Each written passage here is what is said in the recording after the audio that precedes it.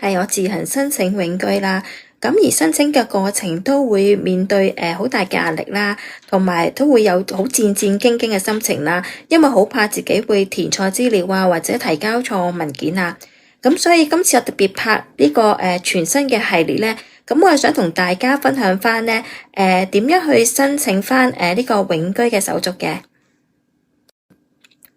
因為咧我都知道咧，而家好多朋友咧都準備緊申請永居啦。咁我希望用我少少嘅實戰經驗啦，分享翻俾大家知道點樣去申請永居咯。希望大家可以更容易掌握到申請永居嘅方法咯，同埋獲得永居嘅身份咯。